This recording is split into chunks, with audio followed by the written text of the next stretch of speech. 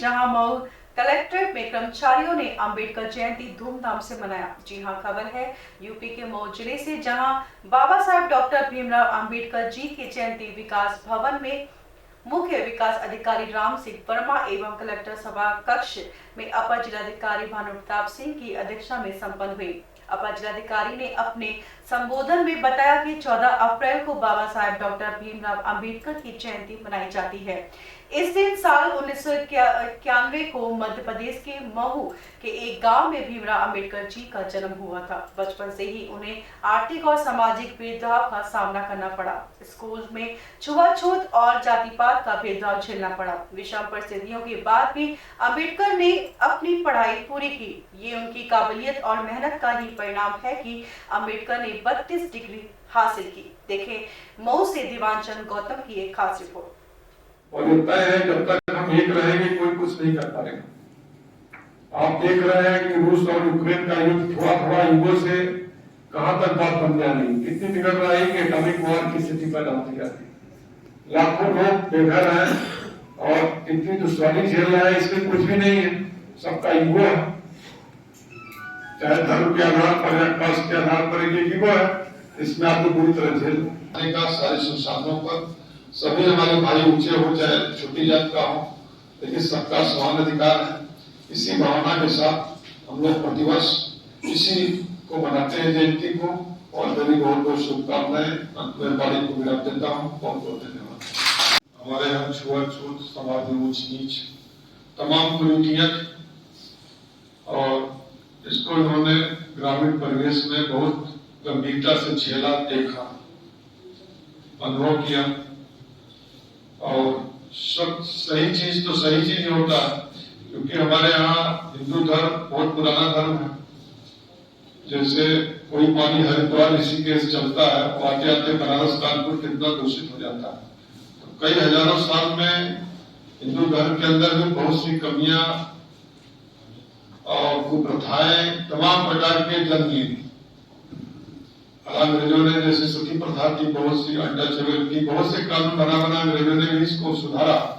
लेकिन ये जो उच्च नीच का हिंदू धर्म का था, ये बहुत ही चैलेंज था, बहुत बड़ा चैलेंज था उस समय के ग्रामीण परिवेश में। शहर में तो कम था, क्योंकि शहरीकरण उतना हुआ नहीं था, और इतना जागरण हो गया है, लोगों के अंदर जागृति आ गई।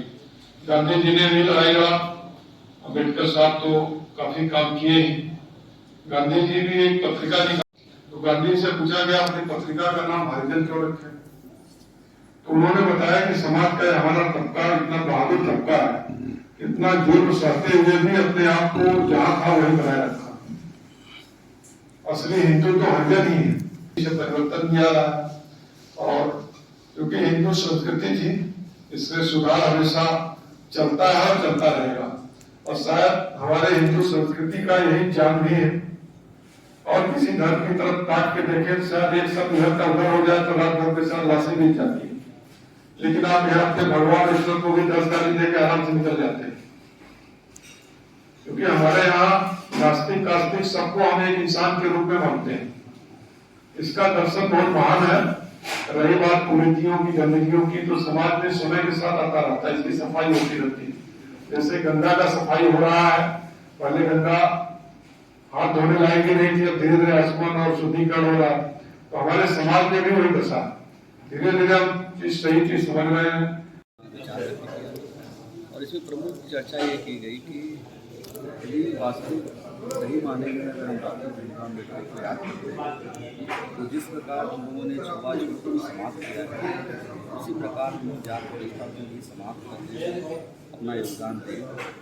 और इसके अलावा जो स्त्री और पुरुष का भेद है, जो आज भी अगर कहीं विद्यमान है, कि स्त्रियों को भी बराबरी का हक है और उनको भी समान अवसर मिले।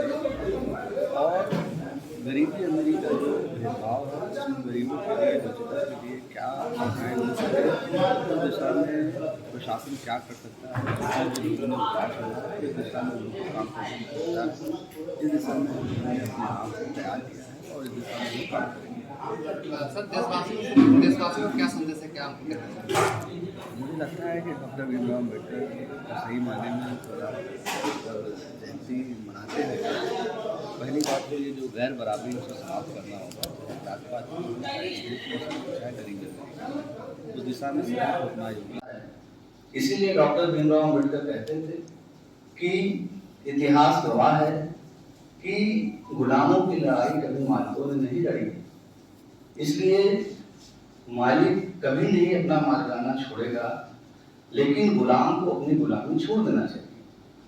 और दूसरा एक और कथन था, क्योंकि दोनों को जोड़ करके ये बातें क्लियर हो सकती हैं, कि कोई वॉल्टेयर नहीं पैदा हुआ कि जो ऊंची जात में पैदा हो और अपनी ही जात की कमियों को बताए।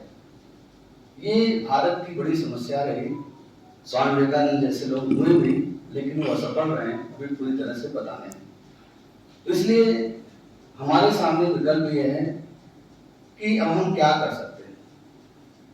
तो कर्मचारी होने के नाते अगर हम लोग, कोई अगर आम आदमी आता है, गरीब आता है और जो बेसहारा है, अगर हम लोग अच्छे से उसकी बात सुन लेंगे, करेंगे, उसकी जितनी मदद, पत्थर हो, छीनी हो, हथौड़ी हो, तो क्या किसी व्यक्ति में वो कला है एक अच्छी मूर्ति का निर्माण करते।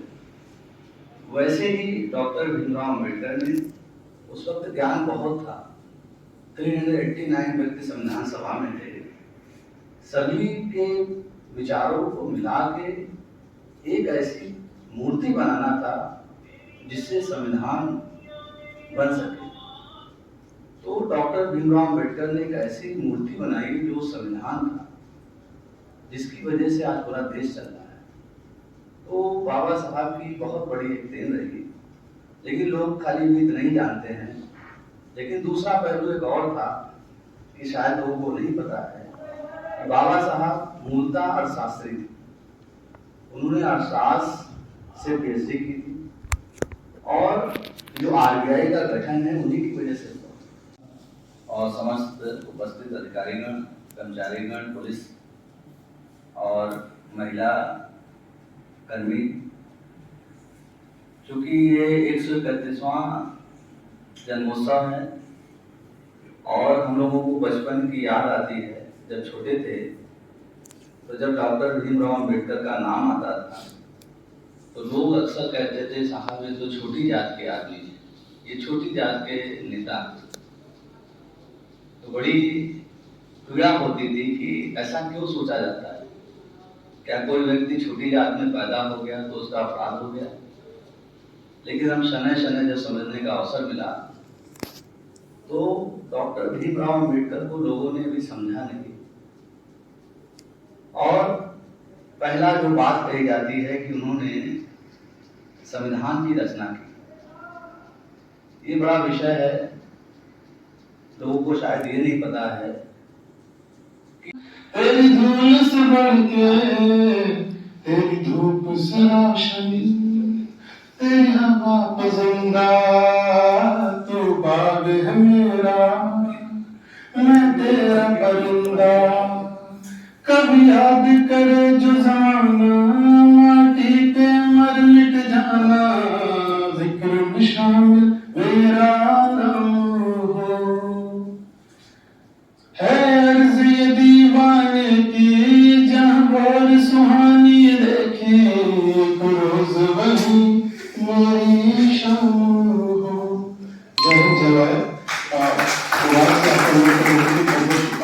धन्यवाद। सभी अधिकारी एवं कर्मचारीगण, सबसे पहले मैं आप सभी लोगों को डॉक्टर भीमराव अम्बेडकर जयंती की शुभकामनाएं देता हूं।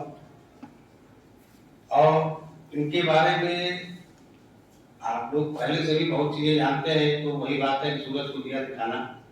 उस जमाने के जब अंग्रेजों की हुकूमत थी, उन्होंने समाज के दलित, शोषित, वंचित वर्गों के लिए संघर्ष किया। हमारे संविधान के निर्माण के दौरान वो प्रारूप समिति के चेयरमैन भी थे।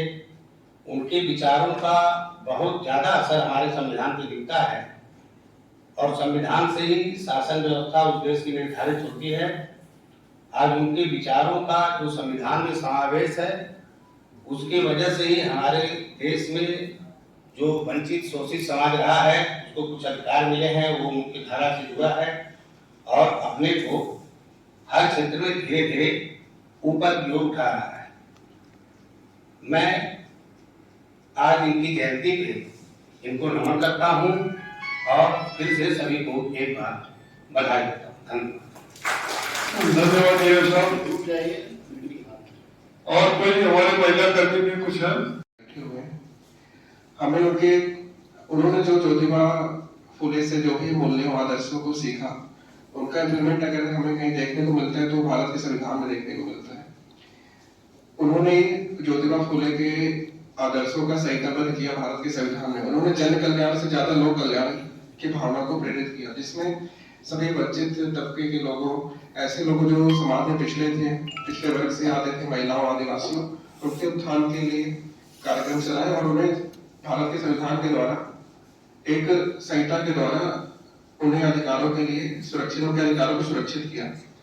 जो हमें आज के डेट में ट्रांसजेंडर एक्ट, जो भी ट्रांसजेंडर के लिए 2019 में एक्ट दिखा, जो लेटेस्ट में दिखता है, वो डॉक्टर बाबा साहब अम्बेडकर की एक योजना के तहत था, जिसमें अभी भी हमारे समाज में ऐसे वर्ग हैं जो अभी पूरे तरीके से समाज की मेन धारा से जुड़ नहीं पाए हैं, जिसमें ट्रांसजेंडर वंचित वर्ग तो अभी भी हम देख रहे हैं मऊ जनपद में काफी पिछड़ी स्थिति में है, अभी भी उन्हें राइट्स नहीं मिल पा रहे प्रॉपर।